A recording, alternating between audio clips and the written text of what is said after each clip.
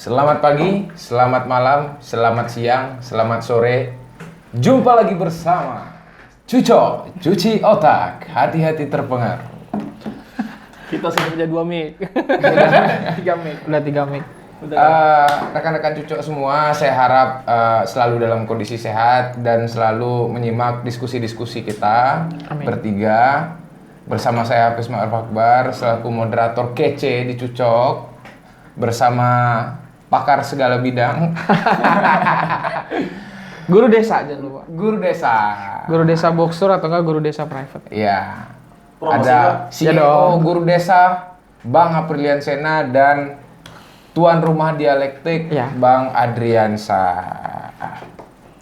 Sebagaimana cucok-cucok sebelumnya, kita akan menyajikan informasi, menyajikan diskusi kepada teman-teman semua berdasarkan bahan bacaan kita. Dan pada malam hari ini, pagi hari ini, dan siang hari ini dimanapun waktu teman-teman berada, kita akan mendiskusikan tentang sebuah seni untuk bersikap bodoh amat. Ya, kadang-kadang kita perlu lah ya bodoh amat. Apalagi anak-anak muda kayak kita kan, penyakit yang rawan itu kan bukan stroke, bukan penyakit dalam atau apa ya, tapi overthink sebenarnya. Nah, itu kita harus bisa mengontrol emosi kita semua. Dan pada malam hari ini kita akan memberikan obat dari itu semua berdasarkan buku The Subtle Art to Giving Fuck. Ya. Ya kok boleh ya, nggak boleh ngomong ya? Oke, Bahasa Inggrisnya. mungkin kita akan minta pandangan dari Bang Cena terkait dengan apa sih isi buku The Subtle Art of Not Giving Fuck. Ya, oke. Ini kan karya buku Mark Manson ya. Ini yang buku pertama yang saya baca. Ada buku kedua kan yang segala-galanya ambiar ya kan, berlanjutan. Jadi sebenarnya buku ini nih menarik untuk generasi milenial kayak kita gini ya kan. Jadi buku ini nih mengajarkan bahwa bodoh amat di sini nih maksudnya adalah bukan berarti kita benar bodoh-bodoh amat gitu loh. Bukan berarti kita nggak peduli gitu. Nah, bodoh amat di sini artinya kita memberikan prioritas, mencari waktu mana kita benar memberikan perhatian, mana tidak. Jadi nggak semuanya itu kita kerjakan gitu. Maksudnya gini, secara biologis, secara lahiriah kita tuh nggak bisa kita tuh pasti selalu memperhatikan banyak hal. Kita lagi jalan misalkan, jalan kaki atau jalan mana, ada orang yang nggak kita suka, pasti kita pikirin, ini orang kok pakaiannya gini amat. Nah, pokoknya gitu kan. Okay. Ini orang kok fisiknya gini amat, ini orang pikirannya gini amat, ya kan? Jadi kita memikirkan hal yang nggak perlu kita Sebenarnya pikirin. benar. Sebenarnya kita jangan memikirkan hal yang nggak perlu. Masih banyak hal yang perlu yang kita pikirkan gitu loh. Jadi jangan mikirin urusan orang, pikirin kita dulu. Nah, Mark Manson seperti itu. Makanya bodoh amat itu di situ. Maksudnya bodoh amat yang seperti tadi itu. Jadi bodoh amat ini sebenarnya semacam kayak menyembuhkan rasa kita punya ambisi, kita punya keinginan, kita dicengin orang, kita menjadi pecundang bakal di sini kan, kita menjadi orang gagal, yaitu kita kita bodo amat aja karena ada suatu titik di mana kita berperan menjadi pahlawan ada, suatu titik kita menjadi orang sukses ada, satu titik kita menjadi pecundang, loser atau yang apa, kita juga ada. Berarti dengan kata lain Manson ini coba meng-create satu kenapa sih lu harus bodo amat gitu, Ya, harus ada sebabnya lu bodo amat itu apa gitu. Betul. Ya sebab yang diutarakan sama Manson tadi berarti ya lu harus mikirin sesuatu yang lebih penting. Katakanlah misal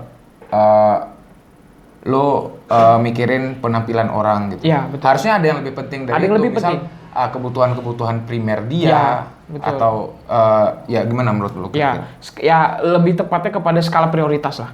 Pasti kita punya skala prioritas masing-masing kan. Kayak misalkan kayak Hafiz ini kan bentar lagi mau lulus kuliah lah, walaupun setahun 2 tahun lagi. Nah, yang harus dipikirkan tuh ada setelah lulus kuliah bagaimana, ya kan? Oke. Apakah menikah, apakah S2 atau enggak apakah yang lain? Ya kan?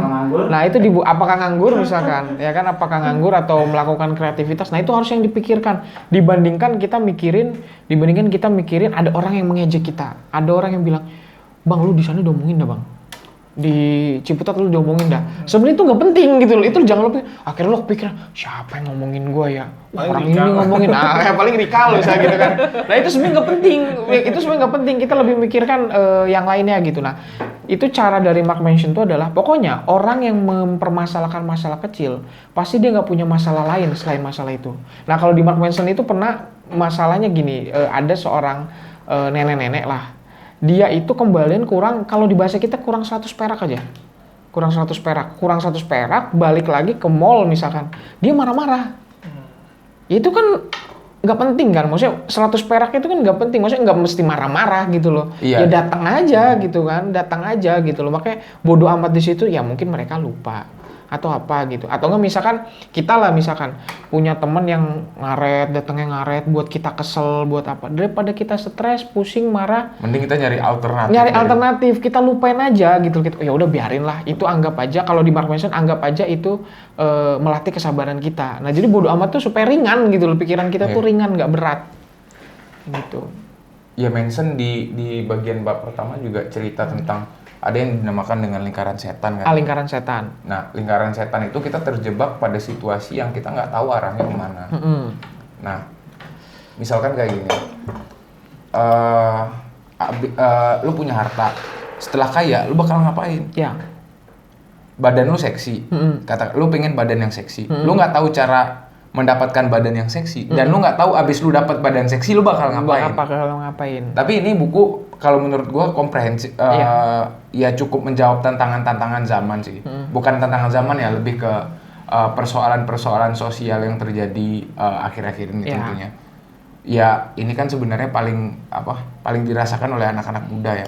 Dan Manson tadi juga mengatakan bahwa apa yang terjadi sekarang itu juga dipengaruhi oleh teknologi. Teknologi benar. Ya gue iri ngeliat ini. Dan harusnya kita nggak mesti ngelihat itu. Dan salah satu yang membuat orang iri di dunia ini adalah sosial media yang ada. Iya. Nah itu harusnya bersikap bodo amat. Iya, itu yang seharusnya bersikap bodo amat. Lah kok dia lebih keren dari? Iya. Kok dia jalan-jalan ke ini? Iya, biarin aja. Uang dia kan gitu maksudnya. Hujat-hujatan juga mungkin. Atau sindir-sindiran, satir-satiran. Itu Vin Diesel. Yang menghujat itu. Itu kita nggak bisa bersikap bodo amat.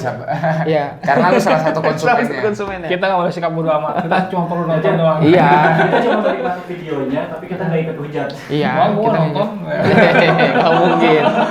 Seandainya di zaman sekarang itu kalau nggak nonton, ya dipaksa nonton. Lihat dia pakai baju apa, hordengnya warna apa. Iya. Dipaksa nonton sebenarnya. Itu yang menjadi fenomena yang saat ini dirasakan oleh muda-mudi gitu. Insecure bahasanya gitu kan. Istilah insecure. Gue ngeliat dia insecure dah. Gue ngeliat dia insecure dia anak sultan bla bla bla bla bla bla. Tapi orang nggak memikirkan gimana lu jadi anak sultan. Ya betul. Yang dalam konotasi anak sultan ya. Lo menjadi sultan itu lebih produktif dibandingkan lo menjadi sultan lebih produktif. Dan lo tahu abis lu jadi sultan, lo bakal ngapain gitu. Secara ideologisnya kayak gimana gitu kan. Bener nggak Bang? Iya betul. Mungkin kita langsung menyeberang ke salah satu pembicara kita yang sangat produktif, magister di sosiologi, dialektik TV, dari sosiologinya. Dan dia mah sosiologi doang, gue segala bidang anjir gue. Berat juga kan interdisiplin. Iya betul sih. Nah ini sebenarnya gue udah baca buku ini ya. Ini sebenarnya larinya lebih ke spiritual, psikologi ya. Iya. Karena ini yang kita alami lah, seperti kecemasan, gangguan mental di kalangan anak muda. Pasti lo lagi mikirin orang ya, yang tadi joget. Gue kecemasan kok kayak nginget itu gitu loh. Iya, Bang. Yang tadi joget-joget. Tonton nanti. Karena joget-joget banyak. Banyak. Jadi ada suatu bentuk anak muda sekarang kan kecemasan, terus gangguan mental. Nah ini terjadi misalnya adalah di buku ini adalah ada seorang penulis novel. Nah di cerita itu penulis novel ini selama 30 tahun dia menulis novel itu, novelnya tidak laku. Bahkan sampai dia usia 50 tahun. Jadi sudah banyak penolakan. Dianggap novelnya yang dia karya tulisnya ini adalah suatu cerita yang menjijikan karena banyak cerita-cerita bokep gitu, ada cerita-cerita nggak bagus dan sensual lah ya bahasanya. Iya, seperti itu. Nah, banyak ditolak. Nah, ketika ditolak itu akhirnya dia stres dan dia menjadi seorang tukang pos. Ketika jadi tukang pos, dia banyak melarikan dirinya ke mabuk-mabukan, main perempuan, Depresi lah. Depresi. itu. Disitulah dia melihat karena cita-cita dia menjadi seorang penulis yang sudah menulis dengan bagus kok tidak ada yang menerima.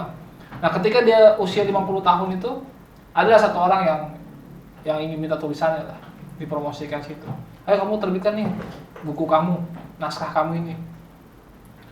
Oke, saya akan mulai menulis lagi. Dia menulis tentang tukang pos. Jadi kisah dia sendiri. Iya. Dan dia di situ menulis seluruh kejujuran tentang dirinya. Bagaimana kejelekan dia, bagaimana kisah-kisah keburukan dia, itu ditulis secara jujur di buku itu. Nah, kemudian buku itu meledak ternyata setelah usianya sudah 50 tahun. Kemudian banyak yang beli, minta tanda tangan, bahkan sampai dia punya banyak fans-fansnya itu disetubuhi semua kan, saking terkenal gitu kan. Nah, kemudian ketika dia terkenal, dia meninggal. Salah satunya kena penyakit ya, penyakit anu lah, HIV. Nah, kemudian dia meninggal. Raja Singa. Dan itu semua orang bilang, wah nih kita harus contoh seperti dia. Usaha tidak mengkhianati hasil, dia harus bekerja keras, dia benar-benar produktif segala macam gitu. Usahanya sangat luar biasa sampai dia mendapatkan hasil seperti itu. Tapi ternyata di makamnya dia hanya menulis, jangan berusaha. Jangan pernah berusaha. Karena dia menunjukkan bahwa ketika saya berusaha, nggak ada hasil apa-apa. Tapi 50 tahun ketika saya mabok, saya tepat di pinggir jalan, itu ada yang tertarik dengan naskah saya. Di situlah dia bilang bahwa kita ini nggak usah lah takut dibilang jelek segala macam. Nah, justru ketika dia menuliskan kejujuran di diri dia itu, dia naik lah di situ. Nah, itu yang penting nih kita. Ini kebanyakan kita kan pencitraan semua. Semua serba pencitraan. Kita hanya ingin dilihat sisi baik. Padahal manusia itu kan hitam putih, benar nggak? Iya. Tidak hitam semua, ada putihnya juga kan. Iya. Semua saling beriringan satu sama lain, abu-abu lah seperti itu. Nah, banyakkan orang ingin menunjukkan dirinya tuh baik, dirinya itu hebat. Nah, dia menunjukkan nggak seperti itu dunia itu. Dan kebanyakan kita juga ingin memberikan sesuatu yang positif dari diri kita, ya kan? Ini kita harus memberikan hal-hal yang positif, kontribusi positif. Padahal tidak bisa seperti itu juga. Kita juga harus mengakui bahwa dunia ini sebenarnya bajingan gitu kata dia. Ya. Karena memang ibarat di lukisan tuh ya harus ada gelap dan terang kan. Iya. Itu yang membuat satu lukisan itu Nah, hidup sebenarnya. itu yang membuat akhirnya buku itu laku. Salah satu cueknya adalah kita harus akui loh kekurangan kita, nggak harus kita tunjukkan. Kita harus menunjukkan positif, negatif itu juga perlu kita munculkan. Kalau kan kita akan tersiksa di situ. Nah, itu satunya bisa jadi gangguan mental itu. Nah, yang kedua nih menarik. Di buku ini juga menceritakan tentang seorang pangeran. Pangeran ini hidup di lingkungan orang kaya, kerajaan. Jadi dia makan terjamin, tidur terjamin, hiburan terjamin, perempuan-perempuan dikasih lah, sampai dia hidup enak. Kemudian dia mikir, kayaknya saya harus keluar dari istana. Keluarlah dari istana, ternyata dia melihat rakyatnya miskin. Wah, bapak saya nggak benar nih. Saya hidup senang, tapi di luar sana orang kelaparan, ya kan, orang tertindas segala macam gitu. Akhirnya dia keluar dari istananya, lalu dia hidup miskin, hidup bersama orang-orang susah. Bahkan semua pakaian-pakaian masih ditanggalkan dikasih ke orang, dia hidup dengan kemiskinan. Ternyata begitu dia masuk ke lingkungan orang miskin, dia tersiksa di hidup orang kaya yang semuanya serba ada tapi dia kosong. Lalu dia masuk ke lingkungan orang miskin yang tertindas, yang susah. Ternyata dia gak nyaman juga. Siapa sih orang kuat miskin sini di dunia ini? Dia gak nyaman juga. Akhirnya, wah gimana ya, serba salah. Kaya salah, miskin salah. Akhirnya dia harus pergi ke suatu di sebuah buah pohon ya, pohon bodi gitu. Nah, dia di situ bersemedi selama 49 hari. Nggak usah ditanya lah, 49 hari itu duduknya nggak pegel, pokoknya intinya terus dia meditasi di situ. Di bawah pohon bodi itu selama 49 hari, kemudian dia membuat kesimpulan bahwa kita itu kebahagiaan itu bukan masalah kaya, bukan masalah miskin. Iya kan? Kita harus bisa menerima semua. Bahwa kita tidak boleh melakukan penolakan terhadap kesulitan hidup, itu bagian dari kita. Jadi ketika lo kaya, kalau lo terima, ya lo bahagia. Begitu juga miskin, kalau lo terima, lo bahagia juga. Jadi bukan masalah kaya atau miskin itu. Nah, disitulah dia melihat, wah, disebutnya istilah Buddha itu. Dia Buddha. Siddhartha Gautama itu. Jadi sebenarnya kita bukan masalah kaya atau miskin, tapi bagaimana kita tuh tidak menolak lah terhadap apa yang sudah kita dapatkan di situ. Dan itu di situ menarik ya. Dan di buku itu juga dibilang bahwa sebenarnya kitanya tidak mengalami krisis ekonomi. Oh, ekonomi kita lagi krisis dari konflik. Tidak. Banyakan itu orang perkotaan itu, kita ini nih, itu mengalami namanya krisis eksistensi. Iya. Lebih ke spiritual. Iya. Betul nggak? Benar. Orang sekarang udah punya duit sudah ada, penghasilan sudah ada, bini sudah, istri sudah ada. Kita mencari-cari kebutuhan itu sendiri. Nah, Kita kemudian mencari-cari. eksistensi itu tidak ada. Ah. Kita pengen calon ini, jadi masuk struktur ini segala Iya. macam. Yang dicari ada Diakuin eksistensi. lah. Makanya disebut tadi yang kata Hafiz bilang itu. Kalau udah dapat mau apa? Berarti juga orang ketika udah dapat juga Bingung. masih Gabut juga. Pada Gabut juga faktanya sih. juga gabut kan. Nah, itu yang menarik. Nah, di buku ini juga mengajarkan kita harus terima sesuatu yang negatif. Jadi kita harus bisa melihat, oh saya sakit hati. Kenapa sih kita ngomong aja saya sakit hati, saya benci, saya bodoh ini. Dia kita mengakui kekurangan kita. Sehingga kalau kita tahan itu jadi emosi negatif. Kayak konflik, ya kan konflik. Oh, sudahlah nggak ada konflik, kita harus saling bersatu, ya kan? Ngapain sih kita nih teman tidak saling bersatu? Nah, masalahnya apa? Kalau kita berkonflik atau kita menunjukkan bahwa sebenarnya kelompok kita ini bajingan semua isinya gitu. Nggak masalah. Iya kan? Nggak masalah, justru disitulah akan keluar emosi-emosi negatif Ya. kita akan keluar. Tapi kalau kita tahan, lalu kita tidak bisa bicara yang benar itu semua jadi emosi negatif di diri kita. Akhirnya kita menjadi orang yang tertekan, orang yang tertekan secara pikiran, secara batin, lalu mengalami kecemasan dan segala macam. Jadi sebenarnya kalau gue lihat buku ini lebih ke spiritual, lebih ke psikologis ya, Iya, psikologi. lebih mengobati tekanan mental yang dialami kita masyarakat saat ini, yang butuh eksistensi, yang butuh kebahagiaan itu sebenarnya di mana sih? Iya. Kebahagiaan ya. Ya mirip sih. Yuval dalam bukunya Homo Deus juga menyinggung tentang itu, bahwa materi itu tidak kebahagiaan tidak melekat pada materi. Kebahagiaan tidak melekat pada materi. Cuma terkadang memang beriringan, tapi mereka tidak melekat. Ya katakanlah pada saat itu Yuval mencoba untuk memaparkan situasi yang ada di Jepang pada saat itu. Tingkat bunuh diri yang tinggi di betul. sana. Meskipun tingkat pendapatan per kapita di sana juga tinggi. Ya. Nah, gue lupa Yuval membandingkan dengan negara mana. Yang jelas negara itu memiliki indeks pendapatan per kapita yang lebih rendah. Tapi tingkat bunuh dirinya lebih rendah. Itu menandakan bahwa Yuval berargumentasi kalau kesenangan itu tidak didapat, bukan kesenangan ya, bahagia itu tidak didapat dari materi saja, tidak didapat dari materi saja.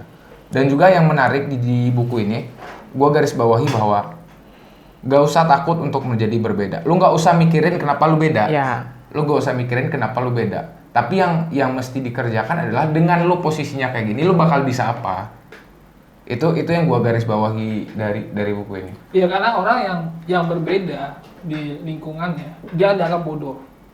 Betul. Nah, di situ. Nah, kita harus sikap bodoh amat ini adalah buat apa sih kita takut gitu menunjukkan diri kita apa adanya gitu, menjadi diri kita sendiri. Kenapa kita takut? Nah, disitulah sebenarnya banyak orang takut berbeda itu karena takut dianggap bodoh, takut dianggap aneh, takut dibilang makhluk planet, ada yang salah pada dirinya. Padahal tidak. Nah, disitulah kita tidak usah takut lah. Kebanyakan kita itu tadi dibilang Sena itu kebanyakan mengikuti apa yang terjadi pada orang lain. Kenapa sih teman kita sekarang udah punya mobil? Kita ikutan. Kita belum punya mobil. Teman gua sekarang udah jadi masuk struktur misalnya atau Kok gua misalnya belum jadi gitu? staff lah di salah satu kementerian misalnya. Itu kan Kementerian mana? tukang ketik sama tukang nipu misalnya. Enggak, kementerian mana? Enggak, misalnya rampok. Enggak, gua kira kementerian di Maef siapa tuh kan. Iya, Ada kementerian di Mahai kan dulu namanya kementerian. Iya, jadi kita cenderung untuk melihat sesuatu yang sebenarnya nggak urgent di diri kita. Iya. Coba kita sibuk aja, apa sih urgent di diri kita aja, Ya. nggak usah dilihat sama orang lain tuh. Bodoh amat lah orang lain, istilah kata gitu kan. Bodoh amat orang lain mau jadi apa. Nah, kebanyakan itu seperti itu. Kita misalnya contohnya bikin YouTube. Kita ngiri sama orang yang viewersnya besar. Tapi yang viewersnya besar ngiri juga karena dia gak punya meja misalnya. Iya. Misalnya. Atau dia gak punya studio sendiri. Iya, misalnya. iya. Nah, jadi semua akhirnya saling ngiri. saling iri. Yep. Atau dia nggak bisa podcast bareng siapa misalnya. Iya. Nah, di situ kan saling menilai orang lain di luarnya. Kenapa dia tidak fokus pada yang dia penting, yang urgent di diri dia itu apa? Ya sebenarnya kalau gue lihat Tuhan ini kalau secara pemahaman monoteisme, Tuhan itu menurunkan satu krisis, menurunkan satu ujian, memberikan satu challenge lah, men-challenge hambanya itu sama, tiap orang itu sama. Tapi yang berbeda adalah tingkat dari hamba itu, tingkat dari insan itu keluasan atau kesempitan hatinya. Ya katakanlah gini, ini garam sama nih. Iya. Garam katakanlah 1 on. Takarannya sama. Garam 1 on nih, gua masukin ke sini, gua minum. Asin dong. Asin. Asin, tapi nggak ada garamnya kan. Iya. Nah, kalau seandainya gelasnya ini lebih besar, volume air yang ada di sini lebih besar, bahkan seluas sungai, kalau dikasih garam setengah on, 1 on, nggak bakal terasa. Iya. Nah, itulah analogi bagaimana Tuhan itu memberikan satu ujian bagi hambanya. Tergantung bagaimana kita membesarkan volume hati kita dan menerima itu dengan baik. Gimana Bang? Secara Iya, spiritualis. Keluangan hati berarti ya. Iya, kita harus lebih memikirkan apa sih makna sesuatu pada diri kita, dibanding kita itu peduli terhadap yang sesuatu yang nggak ada makna-maknanya sama kita. Ketika orang lain punya, terus masalahnya apa? Maknanya bagusnya buat kita apa? Butuhnya buat kita apa gitu. Nah itu tabiat kita itu kan kalau di buku Mark Manson kita tuh selalu memikirkan sesuatu yang nggak penting. Betul. Itu tabiat kita. Makanya tugas kita adalah yang membatasi itu. Karena membahas atau membahas sesuatu yang nggak penting untuk kita itu ya buat apa, ya kan? Kayak buat apa? Misalkan kayak ya tadi Bang Adri bilang kayak orang itu baru jadian ya. Ini gini, pacarnya gini, ya udah bodo amat kan begitu kan? Iya. Itu urusan dia nggak perlu buat kita juga. Di situ kan juga intinya jangan terlalu cemas sama masa depan lah. Yang bisa kita lakuin juga ya kita lakuin aja. Kalau di buku itu juga menjelaskan kita tuh berharap. Jadi gini, apa sih yang membuat orang itu kecewa? Karena adanya harapan. Dia berharap. Nah, kita tuh harus menegaskan bahwa kita bangun pagi keluar rumah atau kemanapun, jangan pernah berharap sedikit pun. Jangan pernah berharap kita punya baju baru terus kalau pakai baju ini gue bakal dipuji nih sama ini. Nah, gue kemarin baru dapat prestasi, ketika gue keluar pasti gue dipuji orang. Jangan, kenapa? Karena kalau nggak dipuji kita bakal kecewa. Gitu loh. Jadi keluar itu jangan ada harapan gitu loh. Jangan ada harapan. Santai aja gitu loh. Jadi keluar biasa aja gitu loh. Jadi sebenarnya dari bodo amat ini bukan acuh-acuh secara total. Betul. Tapi kita sebenarnya lebih memikirkan sebenarnya penting buat kita tuh apa. Iya. Nah, kebanyakan kita itu tidak menemukan apa yang penting buat kita, apa yang bermakna buat kita karena kita terlalu banyak melihat orang. Iya, betul. Terus ini udah begini. Contohnya misalnya mau bikin YouTube, ribet dengan Agung Hapsah, ribet dengan Deddy Corbuzier. Nggak jadi-jadi. Kalau istilah kata, apa kata orang, ya kan? Istilah kata tuh kita tuh selalu melihat apa kata orang. Misalnya gini, kita bikin konten, di komentarnya 1 orang, yang muji 10.000, tapi kita hanya terganggu dengan 1 komentar. Apalagi kalau kita punya video yang 2 juta viewers dan yang puluhan ribu itu isinya caci maki kayak gitu. Itu kan kita sebenarnya kan kita nggak usah terlalu sibuk dengan ungkap komentar orang. Ini kok studionya gitu-gitu aja ya. Tolong ya suaranya lebih bersini ini. Tolong terlalu banyak kritikan orang. Akhirnya kita nggak jalan-jalan. Yang kita yang bermakna aja lah. Kalau bisa pakai handphone dulu, handphone aja. Iya. Orang beli kamera nggak usah pusing. Orang punya ini nggak usah pusing. Nah, itulah permasalahan adalah itu. Banyak orang stres. Nah, contohnya misalnya gini. Ketika misalnya kita udah putus sama mantan. Kita pusing nih mantan kita upload foto baru nih, atau foto sama pacar barunya nih, lalu kita stres segala macam gitu. Ngapain kita pusing gitu? Mending kita kan fokus dengan mencari yang baru misalnya. Nah itu lebih fokus di situ sebenarnya. Fokus yang baru daripada fokus ke sana gitu. Daripada yang lama. Iya. Atau misalnya ketika kita orang mau mengadakan pernikahan misalnya, dia fokus dengan anaknya Raffi Ahmad dan Nagita gitu, wah gue juga nih kalau nikah gue harus diliput 5 stasiun TV. Lu siapa? Iya, tapi kan memang semua itu ada hikmahnya ya. Iya. Ada hikmahnya. Kenapa dia bisa dapat itu? Kalau dia dapat itu konsekuensinya apa? Konsekuensi. Dan kita yang nggak dapat fasilitas atau privilege yang kayak gitu, hikmahnya apa? Konsekuensinya apa? Itu kan udah ada konsekuensi semua. Dan kalau misal inputnya kayak gitu ya outputnya nanti berbeda kalau seandainya itu terjadi di kita gitu kan. Misalnya kita pengen jadi artis, wah gue pengen deh ada suami perempuan, gue pengen punya suami artis. Tapi ya, kadang-kadang ada juga kita lihat artis punya istri bilang, gue lebih senang suami gue yang dulu dibanding yang sekarang. Yang belum terkenal berarti Masih ya. belum terkenal yang menjadi siapa-siapa dibanding yang sekarang sudah semua ini. Artinya kan bagi kita dia keren, tapi dia belum tentu bagi dia tuh hidup dia tuh senang. Iya. Lebih baik kita sibuk menyenangkan diri kita aja daripada kita melihat ukuran senang itu ukuran orang lain. Inilah Iya. menghargai diri sendiri lah, menyenangi diri sendiri. Ya, makanya sekarang kan orang kan semua saling sikut-sikut, saling jaga satu sama lain itu untuk mendapatkan suatu posisi, untuk mendapatkan suatu jabatan-jabatan begitu. Itu kan sebenarnya karena penghargaan. Kalau kata Lao Tse ya, Lao Tse kan bilang suatu jabatan terlihat menggiurkan karena ada apresiasi, ada penghargaan di situ. Ya kan, misalnya contohnya gini, ketika orang jadi ketua umum, misalnya ketua umum cabang apa gitu ya, cabang organisasi apa, oh disanjung-sanjung, Iya. oh semuanya oh ini karena dia lah, ketuanya dulu dia, padahal dia nggak ngelihat bawah-bawahnya. Akhirnya posisi itu ada posisi yang direbutkan, Iya. karena semua orang ingin punya apresiasi. Apresiasi. Yang Ya lebih begitulah, berarti dari fenomena tersebut ada refleksi. Refleksinya adalah bahwa manusia itu memiliki kapasitas indrawi yang terbatas. Oh. Memiliki kapasitas indrawi yang terbatas. Dan bukan berarti manusia nggak bisa breakthrough ya. Bukan Iya. berarti manusia itu nggak bisa keluar dari belenggu parsialitas indrawi tersebut. Tapi perlahan akan bisa untuk keluar dari belenggu kapasitas indrawi tersebut. Katakanlah keterbatasan indrawi itu kayak gini. Semua orang jadi artis. Dengan harapan dia dapat privilege kayak artis itu kan.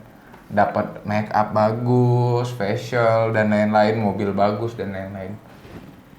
Itu yang dia dapat teropongnya. Iya. Saat dia sampai pada status sebagai seorang artis, Ternyata enggak. sebagai public figure, oke itu dia dapat. Dapat. Tapi ada yang hilang. Ada yang diberi dan ada yang diterima dan ada yang diberi. Iya. Ada yang dapat, ada yang hilang juga akhirnya. Nah, itulah yang disebut dengan parsialitas kalau gue ya, parsialitas indrawi itu. Ya intinya kalau kita ngomong satu sama lain itu pasti ada yang diiriin lah. Kayak misalkan artis, mungkin artis ngiri sama orang yang nganggur. Kenapa? Wah dia enaknya bisa istirahat, bisa tidur, ya kan? Tapi yang nganggur ngeliat, enaknya dia bisa kerja kan gitu, iri-irian sebenarnya kita nih kalau lihat iri-iriannya kayak gitu kan? Ya nggak sambil iri-irian sebenarnya kita. Tapi kalau tadi sebenarnya kalau seni bodo amat ini memaksimalkan, justru yang membuat ini kita memfokuskan pada perhatian kita yang lebih penting, ya kan? Dibandingkan hal yang tidak penting, ya kan? Ditegaskan seperti itu tadi ya. Jadi ini biar memang buku ini kalau untuk orang-orang yang stres ya kan, stres berat ya kan, di samping zikir lah misalkan. Nah ini kan bukunya rekomendasi banget lah, bukunya rekomendasi Ya banget. sebenarnya gini, zikir itu ya. Nah masuk ke zikir. Kita bicara tentang agama ya. Orang kan bilang ketika kecemasan, gangguan mental itu salah satu obatnya adalah Zikir. Ala bizikrillah tatma'innul Ya, qulub. tatma'innul qulub, bahwa berzikir itu membuat hati kita menjadi tenang. Tenang. Oke tenang, tapi kan kembali lagi, tenang itu sampai kapan sih? Ya. Nah untuk istiqomah itu kembali lagi harus adanya namanya mindset. Mindsetnya terus dibangun. Artinya jangan sampai agama itu menjadi suatu bentuk candu kalau kata Karl Marx itu. Marx, agama itu adalah Agama itu candu. sebagai candu, hanya sebagai pelarian ketika kita tidak bisa merubah diri kita, tidak bisa lebih progres. Justru harusnya kecemasan, merasa ketidakamanan itu bukan sesuatu yang harus kita takuti. Jadi orang kan kadang-kadang gini ya, waduh, gue kayak gini nih, aman gak nih masa depan gue nih? Gitu kan. Justru ketika kita tidak aman, merasa tidak aman, di situ kita hidup lebih inovatif, lebih progresif. Kita lebih bisa menikmati itu dibanding orang yang sudah merasa dirinya nyaman di situ. Nah, membedakan manusia dengan binatang misalnya di buku ini. Manusia itu bisa mengkonsep apa yang buat diri dia. Itu satu, manusia bisa mengkonsep buat diri dia. Artinya dia harus bisa mengkonsep sendiri nih. Sebenarnya saya bisa punya target ini dalam waktu 5 tahun ke depan. Kalau kata Pak Harto dulu repelita. Repelita. Kemauan 5 tahun itu. Nah itu kan repelita itu sebenarnya kalau kembali ke diri kita, ya kita bisa loh mengatur target gua nih tahun ini ntar goalnya ini. Gitu. Nah itu bisa kita atur. Itu yang membedakan kita dengan binatang. Sedangkan binatang, monyet misalnya, dia tidak memikirkan bagaimana cara mengelola pisang misalnya. Wah ini pisang nih, gue bikin pisang goreng apa gue atau nggak nanam pohon pisang ya kan, nanam pohon pisang sendiri, investasi. Monyet itu tidak bisa berpikir itu, kucing juga tidak bisa berpikir seperti itu. Yang bisa berpikir itu adalah manusia. Tapi kenapa manusia itu tidak? Jadi kalau nggak ada yang bisa berpikir namanya binatang. Monyet. Dia hanya ikut, kan semua kan kembali lagi ikut. Iya. Ikut apa yang terjadi. Kucing itu kan ngikutin induknya. Ya induknya ngikutin. Ngikutin. Ya siapa yang ngasih makan lah. Biasanya ngasih makan ngikut deh. Nah, seperti itu. Nah, kebanyakan orang seperti itu. Nah, yang ini masalah juga pendidikan orang tua misalnya. Banyak anak-anak yang ketika umurnya udah 25, 26, bahkan 30, itu semua masih dipilihkan. Kamu harus kuliah jurusan ini. Kamu kerjanya harus di bidang ini. Kamu harus punya istri atau suami yang seperti ini, begini, ya. Sukunya ini, pekerjaannya ini, harus ini. Iya, hafalannya ini. Harus punya hafalan ini. Gitu. Punya hafalan ini ribet juga kan? Nah itu akhirnya menyebabkan seseorang itu ya tidak bisa mengkonsep dirinya, dia dikonsep oleh orang luar. Intinya harus berdamai dengan hidup. Nggak tahu apa yang apa inner value dari dia sendiri. Iya betul. Sebenarnya dimensi kebahagiaan itu adalah dimensi ruh kalau bagi gua. Dimensi yang tidak kasat mata. Sedangkan kita kan hanya fokus pada dimensi-dimensi yang kasat mata. Dimensi yang kasat mata ya katakanlah jasad dunia gitu kan. Makanya dalam satu hadis qudsi itu dikatakan bahwa mautu qoblal anta maut. Matilah sebelum Anda mati. Ini kalau ngutip agama gini kayak channel sebelah ya. Tapi nggak tahu gue sekuler bos, lo gini-gini gue sekuler, tapi ini bukan bagian dari apa ya? Lo sekuler ngutip hadis gimana sih lo anjir? Itu kan gimana ya? Gimana lo sekuler apa enggak lo? Sebenarnya gini ya. Malah saya diskak nih. Iya kan enggak. Iya sekuler dong. Kalau gue kan udah bilang itu sebelah. Ya tapi organik juga gitu loh. Gimana jadi? Gimana bisa? Lanjut. Lu orang mau ngomong tadi. Iya. Matilah sebelum mati kan artinya. Ya yang dimatikan itu adalah konseptualisasi terhadap kebahagiaan secara material. Kebahagiaan secara material. Nah, Buddha dan para pertapa-pertapa, para biksu lah ya. Namanya biksu, orang-orang kontemplator itu mendapatkan kesenangan meskipun mereka jauh dari hal-hal yang bersifat material sebenarnya. Gitu sih. Kalau yang gue lihat. Ini kalau gue dari spiritualitas seluruh agama ya, muaranya nih. Buddha itu kan tadi menolak. Kita tidak boleh menolak segala sesuatu. Bahwa sebenarnya kaya atau miskin itu dua-duanya menderita karena kita hidup. Selama kita hidup di dunia ini itulah penderitaan. Karena kalau yang kebahagiaan itu ketika kita di nirwana lah situ. Iya, nirwana. Maka ketika hidup di dunia ya semua penderitaan. Kita tidak bisa lepas dari penderitaan. Bener nggak? Sampai lu punya duit banyak nih, masih menderita juga kan? Diminta banyak teman yang minjem, difitnah juga, dapat duit dari mana ya. Nah itu kan rampok, seperti itu, nggak punya duit dihina. Nah itu kan, jadi sebenarnya punya duit nggak punya duit itu sebenarnya sama-sama menderita gitu, secara perasaan dan psikis semua itu penderitaan. Nah Buddha itu mengajarkan bahwa Siddhartha ini mengajarkan bahwa kita ini tidak usah menolak penderitaan karena hidup ini udah penderitaan, kita terima saja. Iya, terima, senyum. Senyum dengan semua yang dilakukan itu. Makanya mereka menghilangkan kemelekatan itu kan, kemelekatan itu. Selama hidup di dunia itu baru dia akan bisa menjadi seorang Buddha ketika dia bisa menghilangkan kemelekatan. Karena semua yang melekat di diri kita itulah sumber penderitaan. Ketika harta lu melekat dalam diri kita, itu lo akan menderita karena takut kehilangan. Ya bahkan pacar, istri, anak itu istri bisa hilang. Ketika itu melekat di diri kita, suatu saat itu dihilangkan dari kita. menderita kita. Iya. Betul nggak? Jadi sesuatu yang melekat di diri kita itu semua akan memunculkan penderitaan. Nah, Buddha itu memunculkan itu, bahwa kita menerima. Nah, dalam ilmu tasawuf, misalnya dalam Islam, ini banyak yang salah. Apalagi setelah muncul, kalau ingin kaya, ingat ya, kalau ingin kaya, sedekah. Iya. Kalau ingin kaya, baca ini, amalkan ini. Nah, sebenarnya akhirnya ketika dia beramal-amal ternyata nggak kaya-kaya, Kecewa. Kufur, betul. kufur disitulah. Nah, Yang lebih parah lagi dia berprasangka buruk kepada Tuhan. Berprasangka Iya. buruk. Kok Double. udah sholat, gua nggak kaya-kaya, itu orang nggak pernah sholat, kok rezekinya lancar. Kiblatnya salah itu. Iya. Kiblatnya salah. Ke Manchester kayaknya tuh. Bukan ke Mekah. Makanya itu sebenarnya kalau katanya Kiai Haji Lukman Hakim, wah itu sebenarnya ketika orang beribadah untuk mencari kekayaan atau Iya, betul. harta, itu sebenarnya justru menimbulkan hubud dunia. Dan salah satu penyakit hubud dunia itu, cinta dunia itu adalah Iya. takut mati. Orang yang takut mati itu siapa sih? Orang yang banyak kemelekatan di diri dia itu, yang kata Buddha itu. Nah, sebenarnya kalau kita ibadah itu satu-satu tujuan kita adalah mencari ridho Allah itu.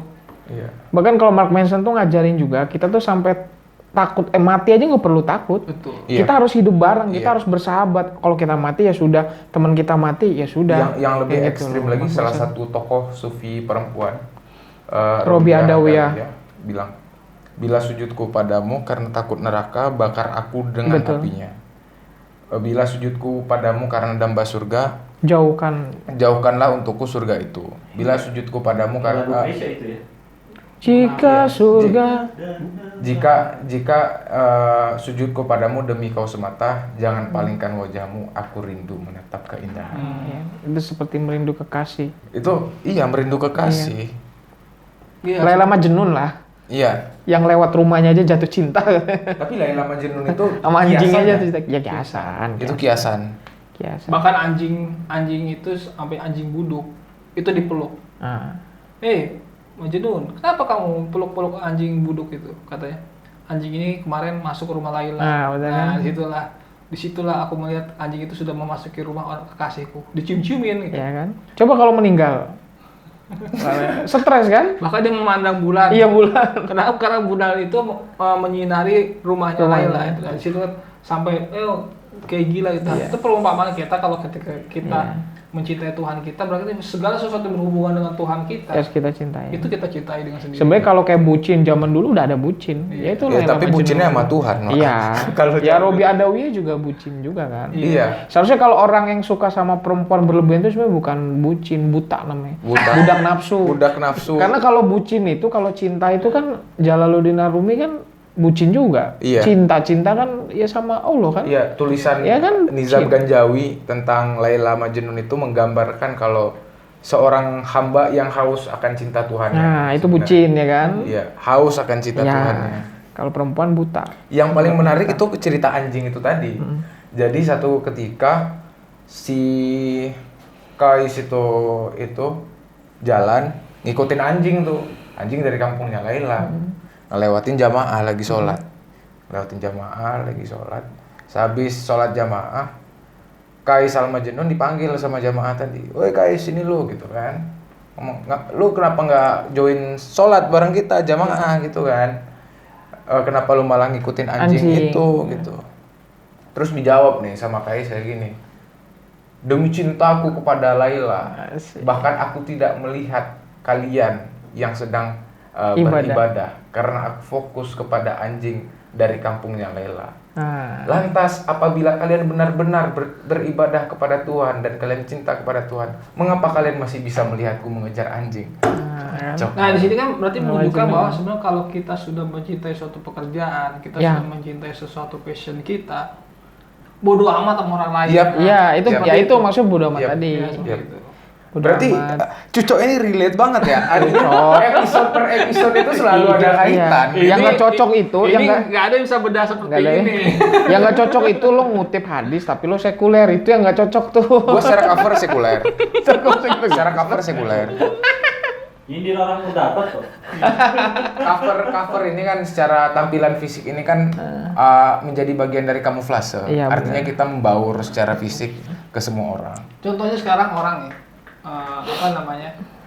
selalu sibuk dengan hal-hal yang jelek di orang lain. Ya. Ngeritik terus. Training satu misalnya, contohnya adalah training satu, Keke misalkan. buka training satu adalah Yang sekarang. Gisel. Oh iya. Trending 2 pembubaran FPI. Ya. Trending 3 apa? Apa? Pak Din Samsudin nikah Ini lagi. nikah ya. Tapi dicerain kan ya? Cerai. Kita tuh wah dari trending YouTube aja sudah kita tahu. Kita suka yang jelek-jelek. Kita suka dengan orang lain ya, kehidupan orang lain. Iya. Bahkan kalau kita lihat misalnya trending di dalam YouTuber itu hubungan si ini Atta Halilintar dengan Aurel itu. Iya. Itu Settingan mulu. ya. Itu selalu Kayaknya kontennya itu mulu tuh, Iya, putus Kita- nggak kita jadi sebenarnya nikah. punya kecenderungan buat menjadi seperti itu Iya. sebenarnya. Iya. Itulah yang sebenarnya nggak mesti dihujat. Iya. Itu yang menjadi evaluasi bagi Iya. diri kita. Makanya ketika kita benci sama orang, misalkan orang datangnya telat atau nggak on time, di situ kan di buku itu dikritik, kenapa lo kesel, kenapa nggak lo yang kenang itu yang baik-baiknya aja Iya, gitu loh. Misalkan bisa jadi orang ini baru ngelakuin kesalahan, dia telat 5 menit gitu. Kita kayak maki-maki gitu. Seolah-olah kita lupa sama kebaikan dia yang udah dilakuin gitu. Nggak perlu Nah, dibalas itu 2 tahun. iya. Makanya bodoh amat. Jadi sebenarnya bodoh amat ini dia mengajarkan metode. Jadi oke, bodoh amat begini. Ini secara teori. Secara praktisnya gimana? Nah, secara praktisnya tadi itu, misalkan karena kita hidupnya dengan orang, kalau orang ngelakuin kesalahan, ya maafin, ya kan? Toh kita juga punya kesalahan. Kalau orang ya tadi kayak telat atau nggak apa, ya kita kenang-kenang aja yang baik-baik gitu loh. Yang baik-baik, jangan yang buruk-buruk aja. Makanya situ pertanyaan juga, kenapa saraf otak kita itu kalau sama sesuatu yang jelek, pornografi, dan yang sesuatu yang negatif itu tangkep cepet gitu Iya. loh, cekep. Tapi itu bisa dilatih, yang positif juga gitu loh, ya kan? Gitu. Kayak misalkan cara kebahagiaan misalkan, kalau secara teori tadi ya roh apa gitu kan. Kalau secara praktisnya itu kebahagiaan bisa didapat apabila kita bisa menemukan titik pertemuan kapan kita senang, kapan kita tidak senang. Misal nih, gue contoh misalkan exchange ke luar negeri misalkan, pertukaran ke luar negeri. Sebenarnya senengnya tuh bukan ke luar negerinya, dapat informasi. Lu selamat. Sebenarnya itunya. Iya. Kesannya biasa aja. Begitupun nikah. Nah, kalau nikah, orang yang sering ditolak-tolak tiba-tiba nikah, sebenarnya nikmatnya tuh bukan ketika sebulan 2 bulan setelah nikah, tapi ketika datang, iya lamaran kamu saya terima. Nah, itu sebenarnya titik senang. Nah, dia itu bilang, kalau suatu saat kalian merasa sedih dengan kondisi kalian ingat bagaimana kalian bisa mendapatkan ini. Nah, yang intinya walaupun misalkan intikan bersyukur. Misal kita Raffi Ahmad mungkin dia pengen istirahat, tapi supaya dia bersyukur dia harus ingat gimana dia dulu memimpikan ini gitu loh. Kalau dia bisa merasakan, dia bakal bisa bersyukur, dan dia bodo amat sama teman-teman yang nganggur misalkan dan yang lainnya Iya, gitu. itu juga the power of Apa? The power of memory. The power of memory, benar, The power ada of memory. power of Misal memory. lu pernah nonton Kingsman nggak? Kingsman 2 dia- waktu Harry Iya, matanya buta dan Iya, amnesia tahu, waktu itu Kingsman, kan. nah. Jadi kan di episode yang pertama yang pertama Kingsman 1 itu kan si Exi disuruh nembakin anjing tuh. Disuruh nembakin anjing. Exinya nggak mau nembakin anjing itu. Nggak mau nembakin anjing itu karena dia udah dari pelatihan intelijen awal itu udah sama anjing itu kan. Nah, jadi kan di episode yang kedua Harry kan udah lupa ingatan. Udah pakai yang tutup mata ini nih. Gue nonton tuh. Nah, terus bawa anjing tuh. Ditodong-todongin pistol. Iya. Pop. Gua bunuh nih, gua tembak nih anjingnya nih gitu. Tiba-tiba langsung Harry-nya di situ ingat kembali. Ingat kembali. Kalau dia ditembak gitu. The power of mind itu. The power of mind ada. Iya, penting ya, Bang, sebenarnya untuk IQ. Terus melatih. kalau kita lihat misalnya contoh Giselle itu kan, Oke, Gisel. kayak misalnya Nikita Mirzani, dia berarti fair-fairan loh, ganti cowok gitu kan. Siapa Nikita Mirzani? Iya, dengan dia bilang katanya saya sudah pernah banyak cowok gini. Dan kita lebih suka Nikita Mirzani ternyata kan? Iya. Dibandingkan Gisel yang baik jadi buruk langsung kan ngujat-ngujat. Iya, kita lebih suka orang yang udahlah buruk aja sekali. Iya. Karena kita malah ketawa-tawa dengan Iya. obrolan dia. Tapi ketika ada orang yang image-nya baik tiba-tiba Baik buruk, nah itu. orang tuh senang. Contohnya Iya. Pak Din.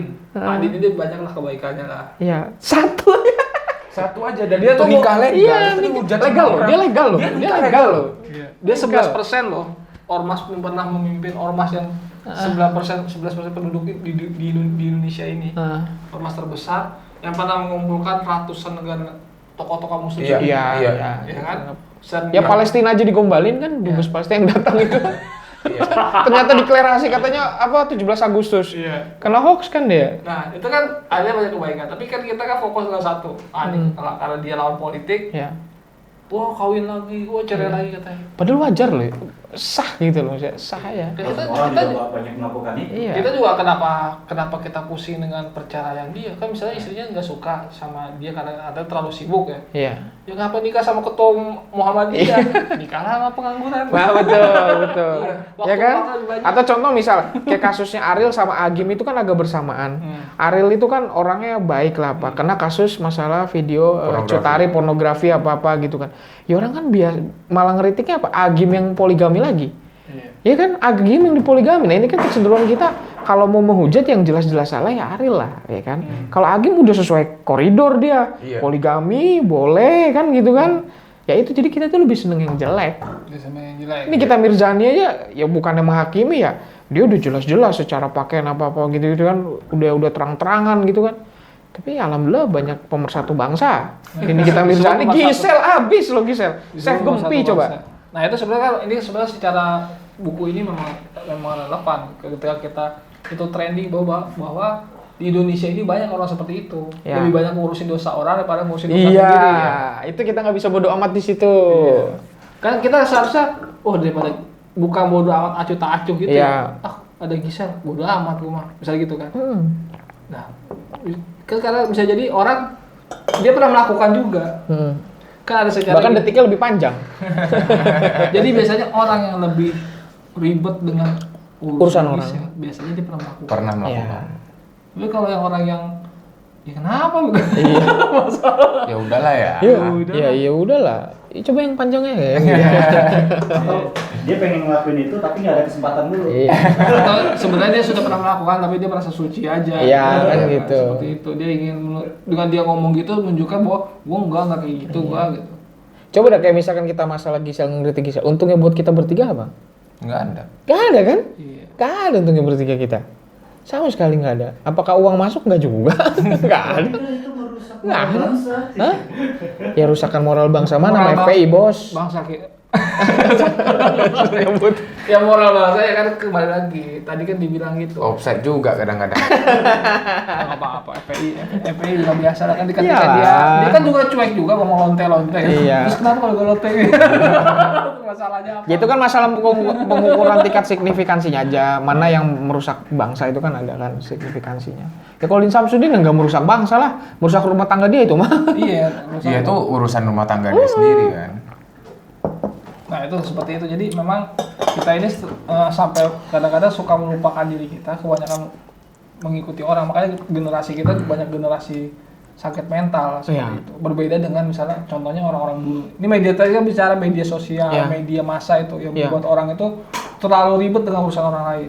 Kalau kita lihat kembali lagi era-era belum ada TV, belum ada ini. Belum ada Terus HP. kemudian dia jadi petani misalnya di kampungnya. Terus dia dengar cerita ada orang dari kota ke kampung kan. Saya ini di kota Pak, punya rumah Pak, punya mobil. Itu Banyak bagus, lah. Gitu lah cerita-cerita gitu. Oh gitu ya, enak ya punya mobil, punya rumah. Wah tapi ya udahlah, ntar coba saya nggak mau ke kota, ya udah saya nyangkul aja lagi lah. Gitu. Ya. Nah akhirnya dia lebih cuek, orang zaman dulu lebih cuek karena cuma dengar cerita, jadi dia udah biarin aja lah, bodo amat gitu.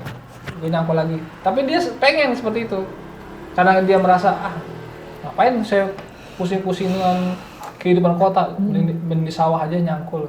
Berbeda dengan kita sekarang. Kita tinggal di kampung, kita tinggal di rumah-rumah pinggir-pinggir Pinggir, gitu. ya. Tapi ngeliat gaya-gaya high class. Akhirnya gayanya pakai celana pendek, rambut diwarna-warnain. Anak pang. Terus dia main TikTok, belakangnya temboknya belum dicat, Iya. rontok-rontok gitu kan. Kayak gitu-gitu. Akhirnya dia ingin kelas dia naik. Seperti itu.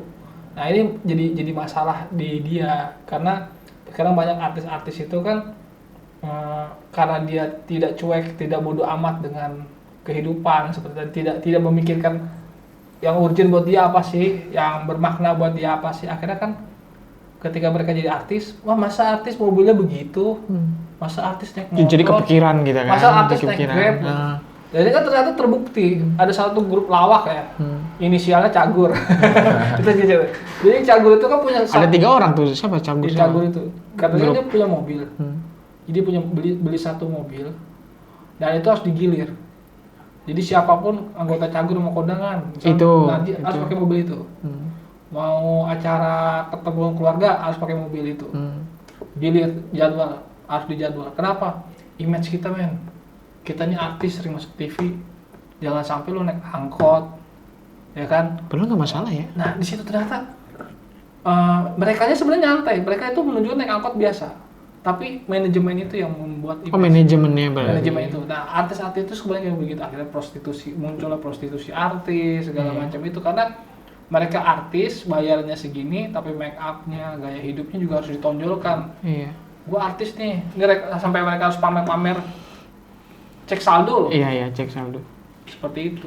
Karena yang mereka pikirnya adalah eksistensi. Iya. Nah itu juga yang kadang-kadang mengotori mindset orang-orang desa yang kearifan desa ya. TV katakanlah gitu ya. Sebelum TV itu marak di desa-desa, orang-orang yang bodoh amatan, ya udah pakai mobil oke lah, gitu. Tapi dengan udah nonton sinetron berhasil memframingkan nilai-nilai tentang satu barang-barang tertentu, standar-standar hidup tertentu, baru tuh orang-orang yang kearifan kampung itu mulai tergerus pada akhirnya. Sebagaimana yang lu bilang tadi bang. Iya. Tuh. Tapi kita memang perlu belajar dari negara Finlandia ya sebagai negara yang paling bahagia. Yang itu kan yang kenapa sistem pendidikan dia bagus ya kan? Kenapa hidupnya bisa senang? Walaupun pendapatan ekonominya bagus banget. Swiss misalkan, Swiss itu kan termasuk tinggi. Nah waktu itu kan kita bahas kenapa tapi tokoh-tokoh dunia atau ilmuwan yang berkontribusi itu adalah orang-orang Yahudi atau kenapa sih orang Yahudi itu selalu berkontestasi untuk menjadi yang terbaik ya karena krisis eksistensi tadi kan. Tapi kita harus tiru Finlandia misalkan. Finlandia itu gue pernah baca The Teach Like Finland gitu. Pernah ketemu temen juga Finland. Di sana tuh nggak pernah diajarkan yang namanya lu lulus ya nanti kayak Atta Halilintar misalkan lu harus lulus nyari uang kayak Hotman Paris dia nggak sama kayak gitu. Jadi kalau misalkan kita ke sana ke Swiss atau nggak memamerkan mobil Lamborghini mungkin mereka biasa aja gitu. Beda di negara kita misalkan. Atau kayak kemudian Jepang sama Korsel, lu bawa mobil keren diketawain mereka pada pakai sepeda, kan begitu kan. Nah ini kan berarti ada yang salah di kita sebenarnya kan. Ukuran kebahagiaan itu adalah ketika lu bisa melakukan sesuatu yang bermanfaat sebenarnya. Bermanfaat, Betul. bermakna buat diri kita sendiri. Betul. Nah kebanyakan orang ukuran kebahagiaan adalah ketika kita bisa bikin syirik teman kita. Nah, itu sukses. Ya, ukuran dia buat sukses syiriknya itu. sukses. Nah, kita gitu. syirik, nah udah itu Udah sukses. sukses, ya kan. Gitu. Ya, kita kan sekarang berkontestasi gimana caranya kita diomongin orang. Iya. Lu diomongin nih bang, ini. Makanya yang bikin tidak akur antara orang tua dengan anak, mertua dengan menantu, itu adalah ketika dibanding-bandingkan. Nah, Sama kuncinya lain. ke perbandingan itu. Perbanding-bandingan itu. Gak akan pernah selesai. Nggak akan ada Terjebak pada selesai. lingkaran Nggak setan akan itu selesai. tadi. Ah, terjebak lingkaran Setan. setan. Mau ini, minta ini, terus aja. Iya. Terus aja gitu. Tuh, kayak si ini tuh, Ya. udah punya ini, udah punya anak. Iya. Ya, lu belum punya anak. Iya. Paling dibalasnya Udah kayak, punya- ya kan tapi, gitu Iya. kan. Ya kan tapi dia gini gitu. Udah punya anak. Tambah kan. Udah nambah dua. Dua, gitu. iya. Terus anaknya udah gede. Tuh anaknya kuliah di sini, anak lu kuliah di swasta. Iya. Akhirnya hanya Ya tapi kan anak lo orang dalam. Iya. Gitu, ini timbangnya. Iya, bener. Kuliah. Ya, jalur Gaza. Gitu ya. akhirnya sampai kapanpun orang kalau udah yang namanya ya tidak bersikap, tidak mementingkan tadi bermanfaat nggak sama dia, Iya. urgent nggak sama dia, bermakna nggak buat dia, tapi hanya memikirkan orang-orang luar, itu ujungnya ribut tuh sama. Ya itu dia. Makanya kayak Finlandia, Swiss, pernah nggak lu dengar konflik antar suku, apalah konflik-konflik? Nggak pernah kan? Jepang aja nggak pernah, Korsel nggak pernah, ya kan? Suku iri-irian Makanya nggak dikatakan ada. bahwa orang yang umurnya panjang itu adalah orang yang nggak pernah ngurusin orang lain. Nggak pernah ngurusin. Iya. Emang kalau misalkan kita ngelihat buku yang putih itu bencana sekarang terkait bencana alam, orang muda sekarang itu kan kena jantung, stroke, itu umur-umur muda kan? Itu sebenarnya penyakit psikologis. Psikologis yang diikuti dengan ya iri tadi, iri, sirik, ngomongin orang maksudnya iri lah. Makanya cara nyembuhin gue punya saudara gue dokter, adik dari bokap gue, dia ngomong gini, sama gue pernah satu kontrakan juga sama dokter ngomong, kalau ada orang yang kena penyakit jantung atau nggak ada karakteristik kena stroke, terus gejalanya nggak ada, itu ditanyanya apa kata dia, bapak ada masalah nggak? Kalau bapak punya masalah sama ini coba selesain, bapak terima, digituin gitu loh kalau nggak ada gitu. Jadi kuncinya itu adalah ya ketenangan hati dan ketenangan pikiran gitu loh. Innal fasadu Gitu mudghah. loh. Iya kan. Itu kalau nggak bisa itu pasti bapak punya masalah kali. Makanya bapak kalau orang kita tua, ada di gitu. daerah-daerah, nenek-nenek bisa umur sampai 100, sudah sampai 90 tahun. Ya, karena hidupnya cuma sekedar rumah, ngaji. Iya, berkebun lah Berkebun, misalkan sawah, udah gitu. segala macam. Iya. Ya, Rumahnya jam- ada pintu kamar mandi lah gitu.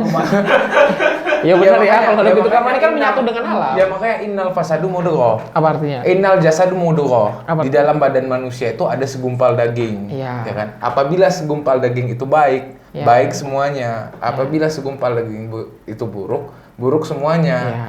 Ya hati itu pun berangkat dari hati tadi. Iya, Kalau hati lo betul. iri, dengki, hitam isinya kayak gitu. Iya. Makanya cara hati sama pikiran itu kan bisa jadi racun, bisa jadi obat. Iya. Ya kan? Dua sisi kan? Ya contohnya gini lah, kalau kita dulu kan gue pernah belajar tentang teori manajemen stres ya.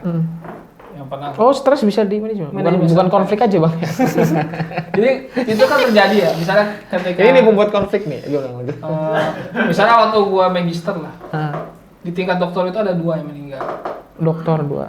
Udah jadi Karena dokter itu- kan? Ya, Mikir karena terus. dia Jadi ngejar. dokter. Ada juga yang tipes masuk rumah sakit. Iya. Teman-teman gue udah banyak yang udah diinfus lah sampai Iya. ada yang tensinya turun, ada yang muntah-muntah. Macam-macam lah. Tapi orang melihat kok si Adri kagak ada sakit sama sekali Iya. dari 2 tahun itu apa ini Firaun kali ya?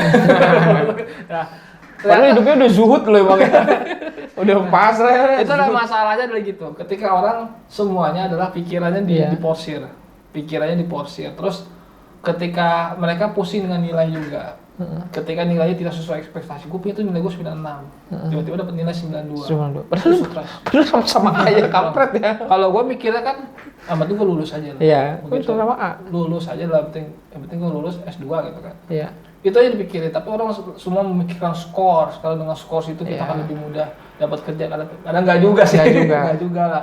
Nah, disitulah banyak orang yang stres itu akhirnya muncul penyakit. Betul. Nah, manajemen stres itu harus kita terapkan. Misalnya kalau kita mau skripsi, kalau bisa selesai dulu lah kuliahnya dulu. Iya. Udah nggak ada mata kuliah, Pelan-pelan ya. pelan-pelan situ. Jangan langsung lu terobos gitu. Banyak juga yang nggak selesai akhirnya kan. Seperti itu. Nah, tahapan kita harus memahami tahapan. Nah, kalau misalnya kita bikin YouTube, ya kalau masih bisa handphone dulu. Nggak usah ngiri-ngiri orang punya kamera. Iya. Kita harus beli kamera nih Iya, bang, tahun iya. depan ya kan. Makanya Mark Manson tuh bilang juga katanya apa? Tadi masalah nilai 96 kamera, berhenti mengejar kesempurnaan. Benar. Ya kan? Kita nggak bisa sempurna. Nggak bisa. Karena kayak ada kasus yang dia tuh sekolah kalau nggak salah anak orang Cina di Indonesia yang dididik dia dari kelas 1, kelas 2, kelas 3, kelas 4 dia nggak pernah gagal ranking terus nyampe dia masuk universitas nggak masuk universitas favorit. Padahal dari SD, SMP dia prestasi. Karena orang tuanya, kamu harus prestasi. Ketika universitas nggak dapat favorit, apa yang terjadi? Anaknya bunuh diri. Betul. Karena apa? Malu. Lalu, makanya dia udah ranking universitas bagus, Nggak begitu lulus, dapet. ada yang nilainya dikit dia lebih sukses. Iya. Iya, berarti kesimpulan Malu. dari sempurna adalah saat lo menyadari bahwa itu tidak sempurna. Iya. Hmm. Sekarang gini deh, salah nggak sih kita untuk nggak sempurna? Ya enggak lah. Nggak Nggak salah salah. juga kan. Misalkan tadi nilai sempurna adalah 100. Ya kenapa nggak dapat 96? Bahkan Kan begitu, sama ketidaksempurnaan aja. itu bisa menjadi Debatable. kalau kita memaknai benar-benar ketidaksempurnaan itu bisa menjadi kekuatan. Iya, Contohnya benar. misalnya Tukul, Heeh. sempurna nggak dia? Nggak sempurna. Secara mukanya kayak begitu ya, monyong, kulit Iya. hitam, Tapi dapat uang banyak. tapi kaya dan Banyak ternyata banget. punya istri dan ketika maaf istri udah meninggal, Iya. yang muda-muda banyak yang Banyak. ngejar lagi gitu. Karena dia udah berdamai dengan hidupnya. Oke, Iya. gue jelek. Oke, gue biasanya jelek, gitu. bahkan dia akan bilang begitu, aku nih cover, dia bisa menjelek-jelekan diri Ya. dia. Terus dia bilang mau ikan lele gitu, dia bisa menjelek-jelekan diri dia dan dia cuek aja lah dihina segala macam. Iya, salahnya tuh ada sahabat kita yang jelek aku ganteng, makanya stres. Itu aja. Nah, ya tadi ya, masalah apa namanya, memang kita tuh harus bisa berdamai dengan diri gitu. Karena kalau di pepatah Cina itu adalah kematian sesungguhnya itu bukan kematian kita, kematian secara fisik, bukan kehilangan secara harta, tapi kematian yang sebenarnya itu adalah kita nggak mengakui diri kita nggak mengakui kekurangan kita gitu kan. Misalkan suatu jalan, lu aneh deh gini, ya emang kalau gua aneh kenapa? Ya memang gimana gitu kan. Kalau fisik kita kita ngejar perempuan terus perempuan bilang lu jelek, itu semua gimana mau operasi plastik anjir kan nggak mungkin. Tinggalin aja. Iya. Ya udah gua cari yang lain kan gitu kan. Lu miskin, ya udah, ya kan gitu kan. Lu mau cari Ya yang gua kaya. nggak sanggup. Ya Iya, udah, lo ya udah. Iya udah. Ini gua advokasi sama lu yang kurang beruntung ya. Ini gua advokasiin anjir. Tapi kan kamu lah satu-satunya, Nah, tiada lain selain dirimu ya. ya. Perasaan itu lagu lo nyanyi dulu kan. Dia lagi ini kasmaran kan gitu. Makanya apa kalau nyari pasangan, nyari teman atau nggak apa itu kan yang bisa terima kita kan. Iya. Pokoknya hak mereka nggak terima kita juga kan hak kita juga nggak terima mereka sebenarnya kan. Iya, benar. Gitu kan nyari yang tepat. Jadi kalau dari gua kesimpulannya nanti Bang Adri yang pertama ya nggak ada yang salah untuk menjadi tidak sempurna. Tidak sempurna itu kita kalau nggak punya badan atletis ya nggak usah malu lah bro. Ya kan kalau kita punya kekurangan fisik, lu kekurangan cok, ya kan. Kalau misalkan ini juga nggak perlu malu, iya, malu gitu. Ya kan maksudnya. Ini kan salah satu di debat pilpres. Apa? Stunting.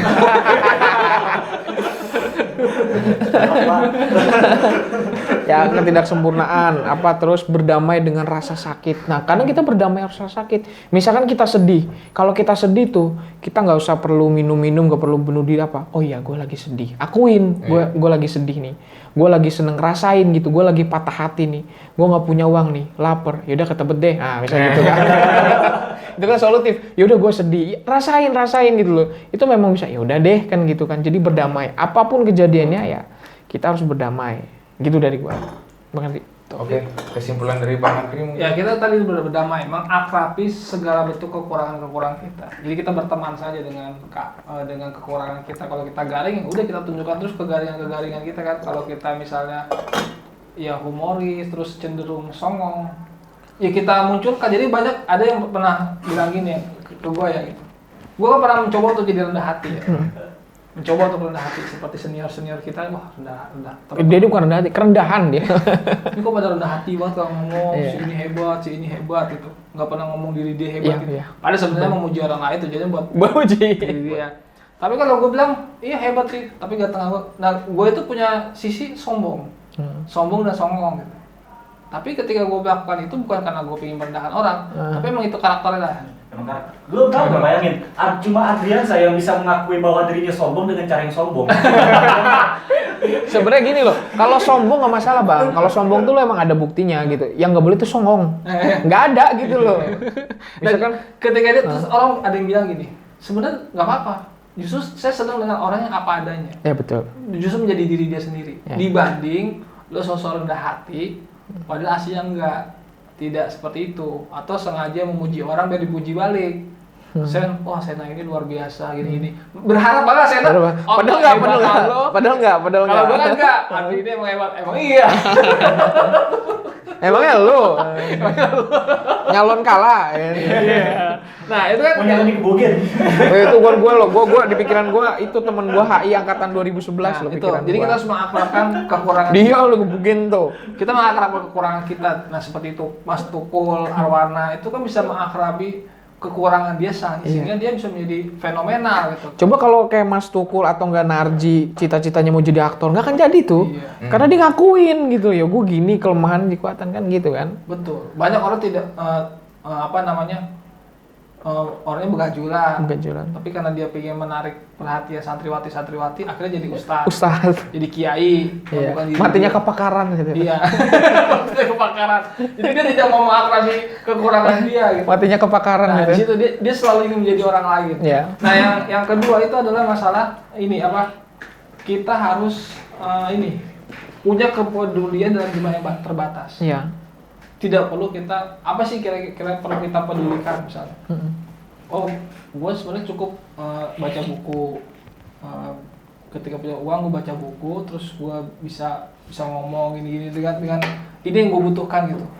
Kalau masalah gue foto-foto di tempat makan mewah itu agak penting-penting amat menurut gue kan. Seperti itu. Nah itu jadi kita harus punya fokus kita. Yang penting buat kita apa? Ini apa? Yang penting gue punya teman banyak. Gue punya teman sedikit gak apa-apa. Yang penting sejalan atau sepemikiran gitu, sependapat gitu. Gak apa-apa sedikit daripada gue punya teman banyak semuanya nelik. Tapi kampret semua. Gitu kan, pengkhianat semua. Ya, lapar datang terus gitu ya. Ngomong di depan A, belakang B gitu. Z belakang. Ya, terus kita di grup PA kita ngomongin dia, pas itu beda. Itu kayak temen gua itu.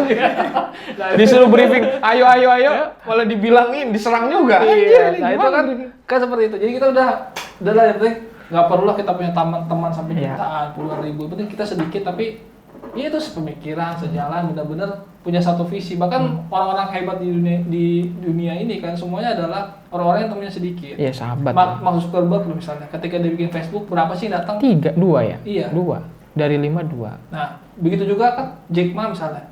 Siapa sih berangkat ke apartemen dia untuk bicara Iya, tentang benar. Alibaba itu? Dikit-dikit. Sedikit kayak yang lain kan nggak ada yang percaya juga. Ada yang percaya, ada yang kabur gitu. Iya. Nah segala macam seperti itu. Jadi kita Ya kayak di sini lah kita ngajokin orang banyak gitu kan. Tapi yang datang kan segini doang. Iya. Semoga lah. Semoga. semoga ya. Itu nggak penting juga banyak-banyak itu. Kamu Ngapain nggak aja? muat. Emang kayak di itu. Iya. Udah Kayak di secret kan nggak mungkin. Iya. Mau ngapain kita? Ya mau ngapain? Mapping. Mau mapping. Mau bikin apa? Mau minum yang bikin goyang ya? Aku Coca-Cola juga goyang gua. Goyang, sinus gua kambuh Banyak goyang. orang isi kepalanya sampah semua. Iya. Daripada banyak sampah semua. Jadi kita harus bisa melihat prioritas kita tuh batasi saja. Ya. Kalau sesuatu yang bukan menjadi sebagai bentuk kita tidak perlu pedulikan, ya udah cuekin saja. Walaupun dia bilang lu bang belum bisa ini. Emang gua nggak butuh itu gua. Terus apa masalahnya buat lu? Iya. Ini nggak ada masalah juga buat Jadi iseng dia. aja orang kadang-kadang. Kadang iseng. Nah itu iseng. Kadang-kadang orang ngomong. Kalau kata Pak Harto kan telah ada yang Pak Harto. Kenapa kamu nanya begitu? Yang anak kecil ya, anak kecil nanya ya, anak kecil nanya. Apa ada nyuruh kamu nanya begitu? Iya, iya, Atau anak sekedar ingin tahu aja. Dijadiin meme, kapan nikah? Gitu kan. Kenapa kamu nanya begitu? Baperan loh suatu ini. Nah, itu emang kan baperan. Tapi sebenarnya ada makna juga, bro. Kamu nanya begitu apa tujuannya? Pengen tahu aja. Atau sebenarnya ada yang nyuruh kamu? Siapa yang nyuruh kamu ngomong begitu? Nah, orang lain kadang-kadang ngeremehin kita gini. Itu maksudnya, Pak, kok presiden ganti-ganti lah? Ya betul Kan gitu. kayak, Itu anak kecil guys. kenapa kamu nanya begitu? Enggak, kenapa presiden Indonesia itu satu, padahal Indonesia itu luas Nah, gitu. kamu kamu nanya begitu gitu. Siapa sanggup kamu nanya gitu? Jadi orang-orang kadang-kadang gitu, kenapa sih bang, lu udah umur segini masih ganti-ganti cewek aja gitu kan? Kenapa nggak bisa tentuin salah satu sih? Ya ini gitu loh. Kenapa kamu? Ya ini yang di podcast kan gitu. Maksudnya apa nih? Ya. Kenapa kamu ngomong gitu kan? Gitu. Sekedar mau tahu aja atau sekedar ngeledek aja gitu. Nah seperti itu kan sebenarnya kita harus bisa menentukan. Kalau kita di omongan-omongan itu masih ada, tapi kalau kita sudah menentukan inilah tujuan kita, ini harus kita pedulikan. Berarti lain sudah tidak perlu dipedulikan, kayak gitu. Bodo amat lo mau percaya atau enggak? Kamu gue. Oke, Bang. Oke. Oke. Mungkin kesimpulan dari gua adalah lo Beli tahu buku. apa itu sempurna saat lo tahu itu nggak sempurna. Sekian dari gua, cucok episode kali ini. Jumpa lagi di episode berikutnya. Cuci otak, hati-hati terpengaruh. Sampai jumpa minggu depan. Kalau nyari bukunya bisa di Guru Desa Bookstore. Buku ini banyak. Nah, belajarnya di Guru Desa, beli bukunya di Guru Desa. Ya, di online bisa banyak. Nonton videonya dicucok. Nontonnya di sini dong. Cucok, Cucok. Dialektik ID. Tak.